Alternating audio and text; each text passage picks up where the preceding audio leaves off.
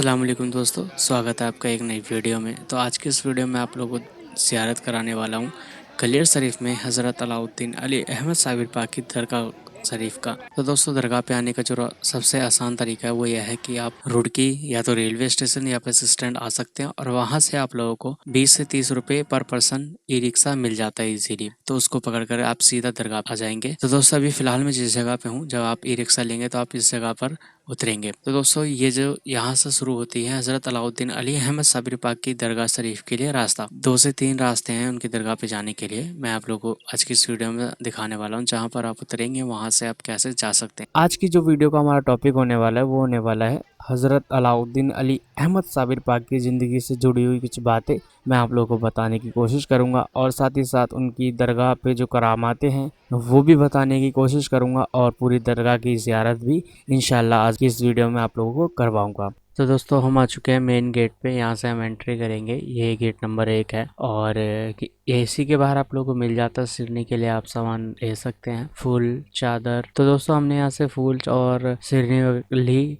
उसके बाद में हम लोग अंदर चले और अंदर जाने से पहले हम लोगों ने यहाँ पे अपने जूते जमा कराए, क्योंकि मैं आप लोगों को बता दूं कि वहाँ पर अधिकतर बंदे नंगे पैर रहते हैं और वो कोई से भी चप्पल कुछ भी पहनकर चल देते हैं। तो आप लोग अगर यहाँ पे अपनी चप्पल रखेंगे तो सेफ रहेगी। तो अभी चलते हैं अंदर की तरफ और आप लोगों को दिखाते हैं दरगाह के अंदर का कैसा माहौल है। तो दोस्तों, देख सकते हैं ये कुछ इस तरीके का दरवाज़ा है और उसके जैसे आप आंगन में अंदर आएंगे तो आप दिखेंगे कि एक आपको गूलर का दरख्त देखने के लिए मिलेगा और उसके जस्ट जैसे आप सामने घुसेंगे तो आपको हज़रत साबिर पाक की दरगाह देखने के लिए मिल जाएगी, जहाँ आप आराम फरमा रहे हैं।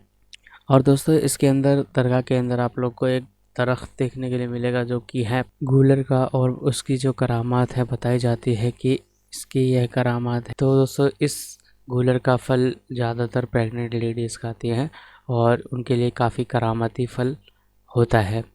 बाकी बीमारी की शिफा के लिए भी लोग इस फल को खाते हैं। और दोस्तों, इसके अंदर आप लोग को एक कुआं देखने के लिए मिल जाता है जो कि हज़रत साबिर पाक के दौर का है और उसमें से आज भी पानी निकलता है और हम लोगों ने भी वो पानी पिया और काफ़ी ज़्यादा शिफा बताई जाती है इस पानी के अंदर। और दोस्तों, देख सकते हैं कि चारों तरफ देख सकते हैं आप कुछ इस तरीके का माहौल है। यहाँ पे आपको आराम गाह मिल जाती है, मेहमान यहाँ पे ठहरते हैं, क्योंकि आपको पता है कि यहाँ पर सबसे ज़्यादा जो इलाज होता है वो हवाओं वगैरह का होता है, भूत प्रेत का होता है। तो यहाँ पे लोग ठहर भी सकते हैं, उनके लिए जगह है। और अभी चलते हैं दोस्तों हम अंदर की तरफ दरगाह में, और दरगाह से बाहर आने के बाद मैं आप लोग को हिस्ट्री बताता हूँ। तो अभी चल रहे हैं हम दरगाह के अंदर। तो यहाँ पे दोस्तों मैंने अपने लिए दुआ की और हमने अपने तो दोस्तों हम लोग अंदर आ चुके हैं और देख सकते हैं कुछ इस तरीके का अंदर से आपको गुंबद वगैरह देखने के लिए मिल जाती है। और अभी चलते हैं दोस्तों हम फ़िलहाल बाहर और आप लोग को इसकी हिस्ट्री बताते हैं। दोस्तों, बात करते हैं हज़रत साबिर पाक का पूरा नाम। तो आपका पूरा नाम सैयद अलाउद्दीन अली अहमद गिलानी सावरी कलियरी कलंदरी चिश्ती रहमतुल्लाह अलैह है।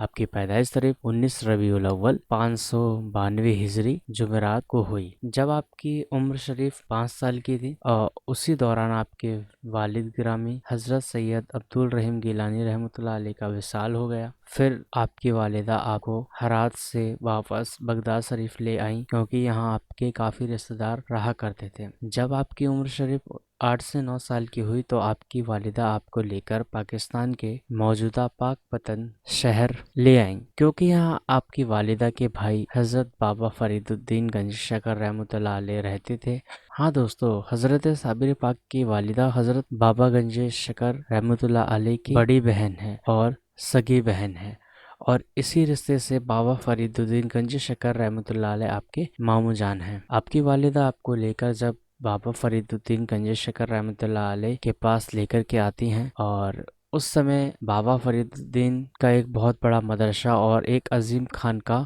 कायम हो चुकी थी।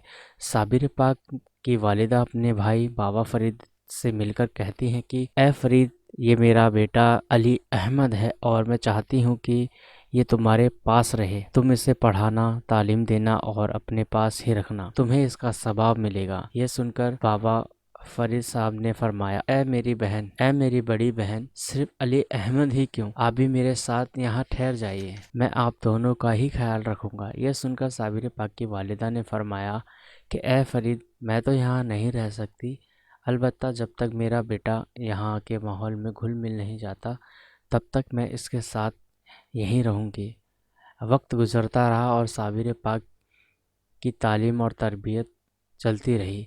इसी साबिर पाक की करामाती जानिए कि जिस कोर्स को करने में आम लोगों को 7 साल का समय लगता है, आपने उस कोर्स को 2 सालों में ही पूरा कर लिया। जब आपकी उम्र सिर्फ 12 से 13 साल की हुई तो आपकी वालिदा को लग गया कि आप अब अकेले ही रह सकते हैं और अपना बसर कर सकते हैं। तो आपकी वालिदा आपको छोड़ करके बाबा फरीदुद्दीन गंज शक्कर रहमतुल्लाह अलैह के पास छोड़ करके जाने लगी और उन्होंने अपने भाई बाबा फरीदुद्दीन गंज शक्कर रहमतुल्लाह अलैह को बुलवाया और कहा कि भाई, ये जो मेरा बेटा है ना, ये बहुत शर्मीला है और इसको खाने के लिए बार बार कहना पड़ता है। तो मेरी आपसे ये दरख्वास्त है कि आप इसको टाइम टाइम पर खाना खिलाते रहें और खाने के लिए बोलते रहें। तो फ़ौरन ही बाबा फरीदुद्दीन गंज शक्कर रहमतुल्लाह अलैह ने साबिर पाक को बुलवाया और कहा कि बेटे, आज से हमने तुम्हें अपने लंगर खाने की जिम्मेदारी दे दी है। तुम वहाँ पर रहना और जो है लोगों को खाना खिलाया करना। तो आप हज़रत साबिर पाक रहमतुल्लाह अलैह अपने मामू जान के पास तालीम हासिल करते और उसके बाद में आप लंगर खाना तकसीम किया करते और यह सिलसिला 12 साल तक चलता रहा। तो जब आपकी वालिदा पाक पतन वापस आई तो आपकी वालिदा ने बाबा फरीदुद्दीन गंज शक्कर रहमतुल्लाह अलैह से कहा कि मुझे अपने बेटे से मिलना है।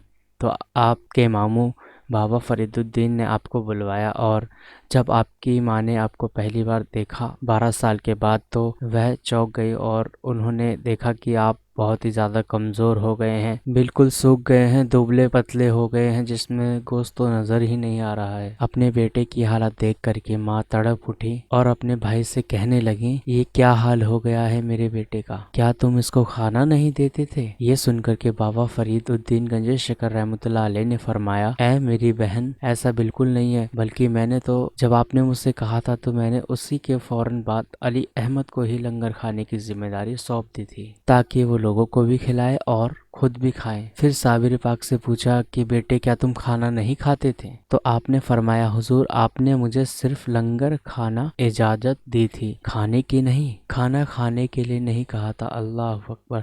तो बाबा फरीदुद्दीन गंज शक्कर ने फरमाया, तुम खाना क्या खाते थे? तो साबिर पाक ने अर्ज की, हुजूर, 4-5 दिन तो मैं ऐसे ही भूखा रह लेता था और सिर्फ पानी पिया करता था, मगर जब बहुत ज़्यादा भूख लगा करती थी तो मैं जंगलों में जाकर के वहाँ की जंगली पत्तियाँ खा लिया करता था और इसी तरह मैंने ये पूरे 12 साल बिताए।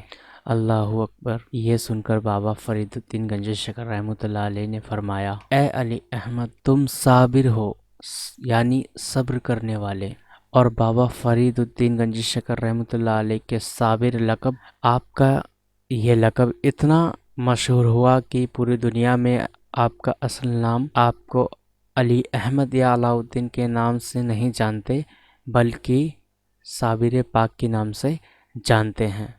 आप हज़रत साबिर पाक की काफ़ी सारी करामातें हैं और जैसा कि आप लोग हम कब्बाली के ज़रिए से जानते हैं और जलसों में भी हमें बताया जाता है। तो एक वाक़या यह है कि जब आपकी वालिदा ने आपके मामू जान की बेटी से आपकी शादी कर दी थी तो बताया जाता है कि निकाह हुआ था। उसके बाद में उन्हें पता नहीं था कि आप कौन हैं। आप जब साबिर पाक नमाज की हालत में थे, जब आपने नमाज से सलाम फेर करके जब निगाह पीछे देख पलटी तो आपने कहा कि आप कौन हो? उन्होंने कहा कि मैं आपके शरीके हयात हूँ।